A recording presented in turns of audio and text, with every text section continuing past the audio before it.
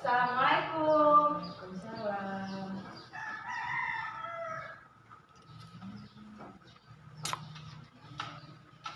Oke, selamat pagi anak-anak.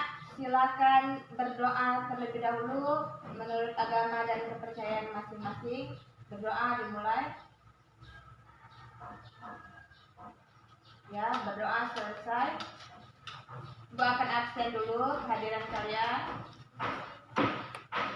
Aldiansa, ya, ini Alkalis Lutfi, ya, Alki Agus Sundor, ya, Apri Samiko, ya, Dera Aprilia, ya, Hadiansa, ya, oke, ada semua ya.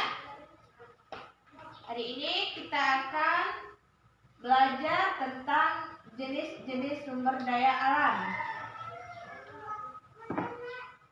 Langsung saja Ibu akan menjelaskan apa itu sumber daya alam. Sumber daya alam itu ada dua jenis ya. Yang pertama, sumber daya alam yang dapat diperbarui dan yang tidak dapat diperbarui. Sumber daya alam yang dapat diperbarui itu maksudnya sumber daya alam yang akan selalu ada dan terus menerus dan cepat pulih kembali. Itu ada dua jenis ya. Sumber daya alam hayati dan sumber daya alam non hayati. Sumber daya alam hayati itu berasal dari makhluk hidup, nah ya. Misalnya contohnya tumbuhan dan hewan. Ini bisa ada sebuah tumbuhan, ini adalah salah satu tanaman hias. Contoh dari sumber daya alam hayati atau yang berasal dari makhluk hidup. Kalau untuk hewan, kalian bisa lihat di rumah kalian ada kucing, kambing, sapi. Itu adalah salah satu contoh sumber daya alam hayati ya. Sedangkan untuk sumber daya alam non hayati, itu contohnya air.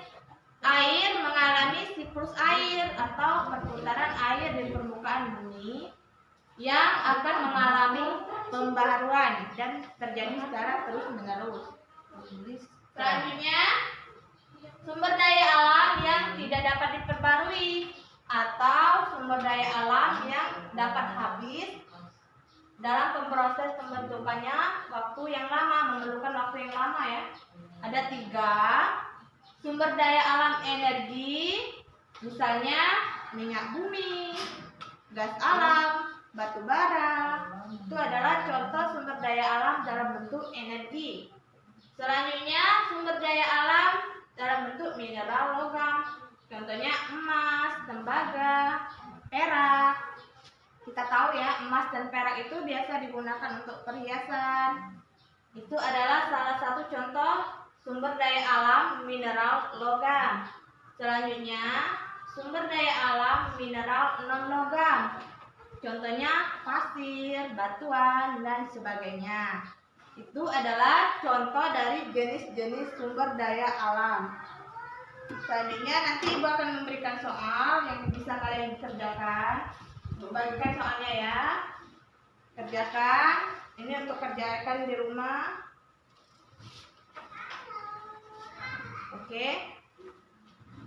Ibu akan memberikan kesimpulan tentang pembelajaran kita hari ini, yaitu kita bisa memanfaatkan sumber daya alam ini sesuai dengan kebutuhan kita.